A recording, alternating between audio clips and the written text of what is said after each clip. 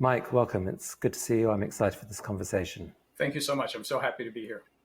So, most of us have this mental model in biology that DNA is a property of every living thing, that it is kind of the software that builds the hardware of our body. That's how a lot of us think about this. That model leaves too many deep mysteries. Can you share with us some of those mysteries and also what tadpoles have to do with it? Sure.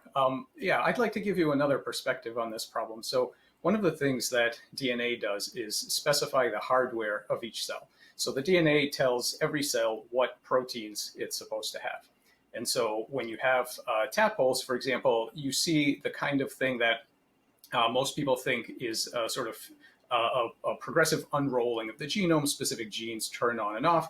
And a tadpole, as it becomes a frog, has to rearrange its face. So the eyes, the nostrils, the jaws, everything has to move. And one way to think about it used to be that, well, you have a sort of hardwired set of movements where all of these things move around and then you get your frog. But actually, a few years ago, we found a pretty amazing phenomenon, which is that if you make so-called Picasso frogs, so these are tadpoles where the jaws might be off to the side, the eyes are up here, the nostrils are moved, so everything is shifted. These tadpoles make largely normal frog faces. Now, this is amazing because all of the organs start off in abnormal positions, and yet they still end up making a pretty good frog face. And so what it turns out is that this system, like many living systems, is not a hardwired set of movements, but actually works to reduce the error between what's going on now and what it knows is a correct frog face configuration. This kind of decision making that involves flexible responses to new circumstances, in other contexts, we would call this intelligence. And so what we need to understand now is not only the mechanisms by which these cells execute their movements and gene expression and so on, but we really have to understand the information flow. How do these cells cooperate with each other to build something large and to stop building when that specific structure is created? And these kinds of computations, not just the mechanisms, but the computations are of anatomical control are the future of biology. And so I guess the traditional model is that somehow cells are sending biochemical signals to each other that allow development to happen, the smart way. But you think there is something else at work. What is that? Well, cells certainly do communicate biochemically and via physical forces, but there's something else that's going on that's extremely interesting. And that is that it's basically called bioelectricity, non-neural bioelectricity. So it turns out that all cells, not just nerves, but all cells in your body communicate with each other using electrical signals. And what you're seeing here is a time-lapse video for the first time. We are now able to eavesdrop on all of the electrical conversations that the cells are having with each other. So think about this. We're now watching. This is an early frog embryo. This is about 8 hours to 10 hours of development. And the colors are showing you actual electrical states that allows you to see all of the electrical software that's running on the genome-defined cellular hardware. And so these cells are basically communicating with each other who's going to be head, who's going to be tail, who's going to be left and right, and make eyes and brain and so on.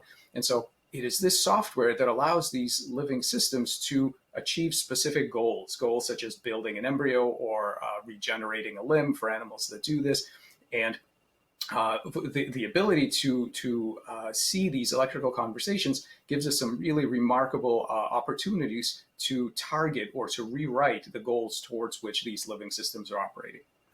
Okay, so this is pretty radical. Let me see if I understand this. What you're saying is that when an organism starts to develop, as soon as the cell divides, electrical signals are shared between them. But as you get to, a few hundred cells, that somehow these signals end up forming a kind of, essentially like a computer program, a program that somehow includes all the information needed to tell that organism what its destiny is. Is that the right way to think about it?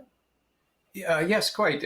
Basically, what happens is that these cells, by forming electrical networks, much like networks in the brain, they form electrical networks, and these networks process information, including pattern memories.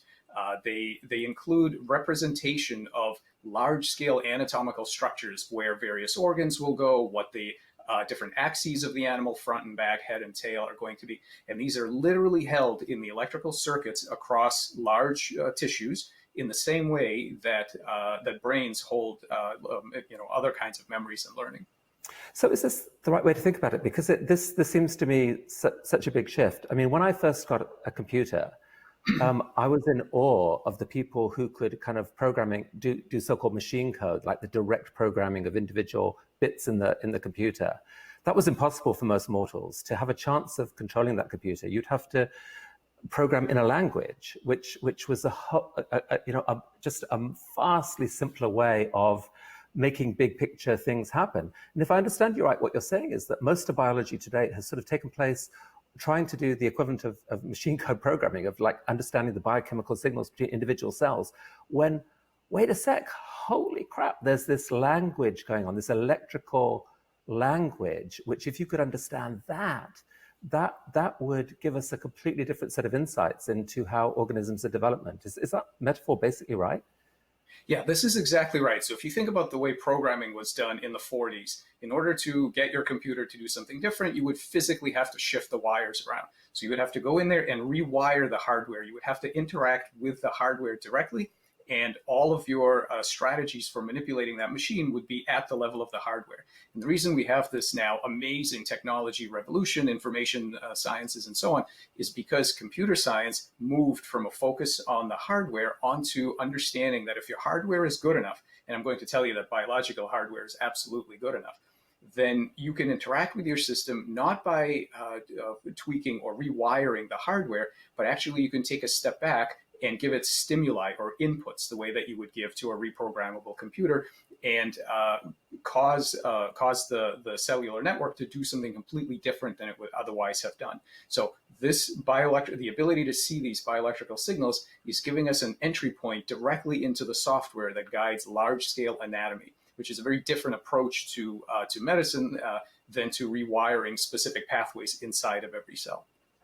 And so in many ways, this is the amazingness of your work, is that you're starting to crack the code of these electrical signals. And you've got an amazing demonstration of this in these flatworms. Tell us what's going on here. So this is a creature known as a planarian. They're flatworms. They're actually quite a complex creature. They have a true brain, lots of different organs, and so on. And the amazing thing about these planaria is that they are highly, highly regenerative. So if you cut it into pieces, in fact, over 200 pieces, every piece will rebuild exactly what's needed to make a perfect little worm. So think about that. This is a system where every single piece knows exactly what a correct planarian looks like and builds the right organs in the right places, and then stops. And that's one of the most amazing things about regeneration. So what we discovered is that if you cut it into 3 pieces and amputate the head and the tail, and you just take this middle fragment, which is what you see here, amazingly, there is an electrical gradient, head to tail, that's generated that tells the piece where the heads and the tails go, and in fact, how many heads or tails you're supposed to have. So what we learned to do is to manipulate this electrical gradient. And the important thing is that we don't apply electricity. What we do instead was we turn on and off the little transistors. They're actually ion channel proteins that every cell natively uses to set up this electrical state. And so now we have ways to turn them on and off. And when you do this, one of the things you can do is you can shift that circuit to a state that says, no, build 2 heads, or in fact, build no heads. And what you're seeing here are real worms that have either 2 or no heads that result from this, because that electrical map is what the cells are using to decide what to do. And so what you're seeing here are live 2-headed worms. And having generated these, we did a completely crazy experiment. You take one of these 2-headed worms and you chop off both heads and you leave just the normal middle fragment. Now keep in mind, these animals have not been genomically edited. There's absolutely nothing different about their genomes. Their genomic sequence is completely wild type. So you amputate the heads, you've got a nice normal fragment, and then you ask in plain water, what is it going to do? And of course, the standard paradigm would say, well, if you've gotten rid of this ectopic extra tissue, the genome is not edited, so it should make a perfectly normal worm. And the amazing thing is that is not what happens. These worms, when cut again and again, in the future, in plain water, they continue to regenerate as 2-headed. Think about this. The pattern memory to which these animals will regenerate after damage has been permanently rewritten. And in fact, we can now write it back and send them back to being one-headed without any genomic editing. So this right here is telling you that the information structure that tells these worms how many heads they're supposed to have is not directly in the genome. It is in this additional bioelectric layer. Probably many other things are as well. And we now have the ability to rewrite it. And that, of course, is the key definition of memory. It has to be stable, long-term stable, and it has to be rewritable.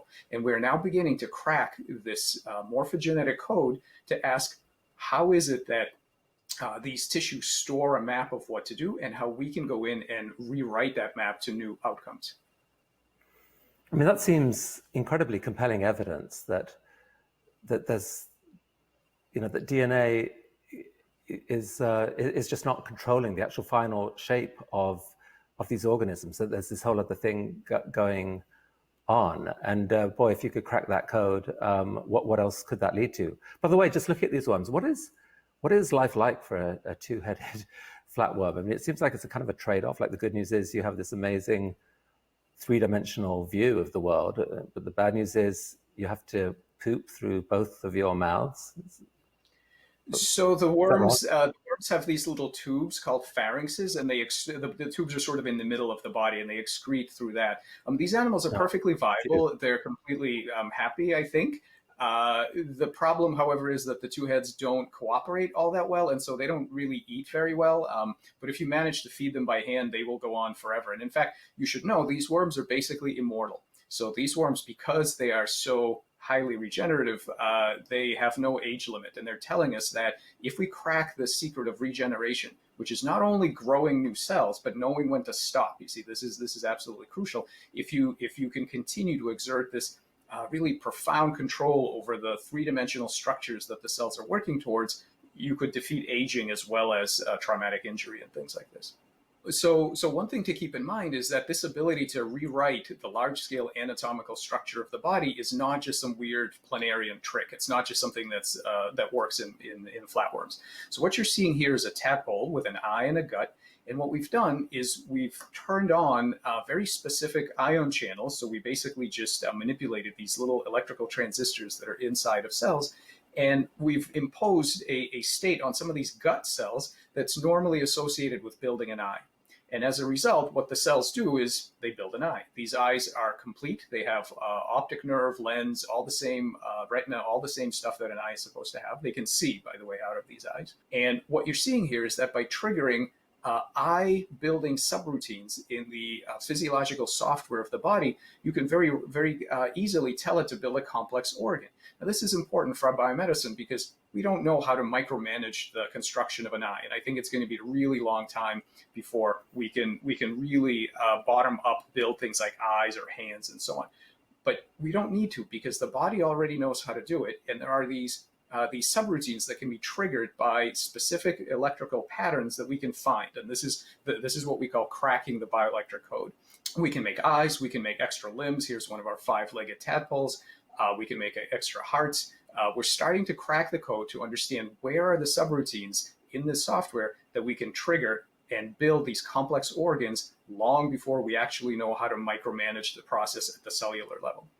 So as you've started to get to learn this electrical layer and what it can do, you've been able to create, is it fair to say it's almost like a novel life form called a xenobot? Talk to me about xenobots. Right. So this, if you think about this, this leads to a really strange prediction. If the cells are really willing to build towards a specific map, we could take genetically unaltered cells. And what you're seeing here is cells taken out of a frog body. They've coalesced in a way that asks them to re-envision their multicellularity. And what you see here is that when liberated from the rest of the body of the animal, they make these tiny little novel bodies that are, in terms of behavior, you can see they can move, they can run a maze.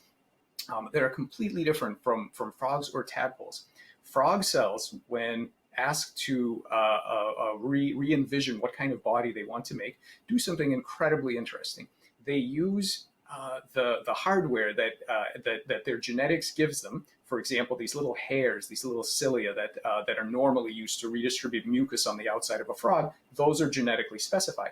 But what these creatures did, because the cells are able to form novel kinds of bodies, they have figured out how to use these little cilia to instead row against the water and now have locomotion. So not only can they move around, but they can. And here, what you're seeing is that these cells are coalescing together. Now they're starting to have conversations about what they are going to do. You can see here the flashes are these exchanges of information. Keep in mind, this is just skin. There is no nervous system. There is no brain. This is just skin. This is skin that has learned to make a new body and to explore its environment and move around. And they have spontaneous behaviors. You can see here where it's swimming down this maze. At this point, it decides to turn around and go back where it came from. So it has its own behavior. And this is a remarkable model system for several reasons. First of all, it shows us the amazing plasticity of cells that are genetically wild type. There's no genetic editing here. These are cells that are really prone to making some sort of functional body. The second thing, and this was done in collaboration with Josh Bongard's lab at UVM, they modeled the structure of these things and evolved it in a virtual world. So this is literally on a computer. They modeled it on a computer. So this is literally the only organism that I know of on the face of this planet whose evolution took place not in the biosphere of the Earth, but inside a computer. So the individual cells have an evolutionary history, but this organism has never existed before. And it was evolved in this virtual world. And then we went ahead and made it in the lab, and you can see this amazing plasticity. So this is not only for making useful machines. You can imagine now programming these to go out into the environment and collect toxins and clean up, or you can imagine ones made out of human cells that would go through your body and collect cancer cells, or reshape arthritic joints, deliver pro-regenerative compounds, all kinds of things. But not only these useful applications, this is an amazing sandbox for learning to communicate morphogenetic signals to cell collectives. So once we crack this, once we understand how these cells decide what to do, and then we're going to, of course, learn to rewrite that information, the next steps are great improvements in regenerative medicine, because we will then be able to tell cells to build healthy organs. And so this is now a really critical opportunity to learn to communicate with cell groups, not to micromanage them, not to force the hardware, but to communicate and rewrite the goals that these cells are trying to accomplish. Well, it's mind-boggling stuff. Finally, Mike, give us just one other story about medicine that might be to come as you develop this understanding of how this bioelectric layer works.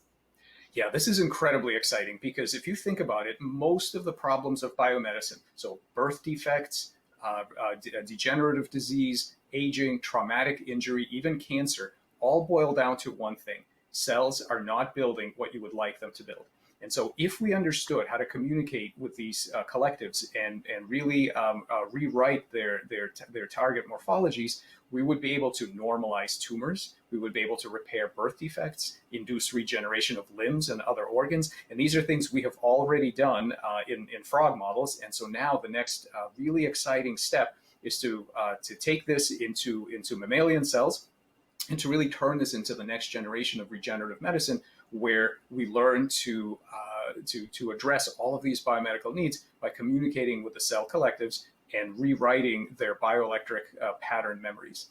And the final thing I'd like to say is that the importance of this field is not only for biomedicine. You see, this, as I started out by saying, this ability of cells in novel environments to build all kinds of things besides what their genome tells them is an example of intelligence. And biology has been intelligently solving problems long before brains came on the scene. And so this is also the beginnings of a new inspiration for machine learning that mimics the artificial intelligence of body cells, not just brains, for applications in computer intelligence. Mike Levin, thank you for your extraordinary work and for sharing it so compellingly with us. Thank you. Thank you so much. Thank you, Chris.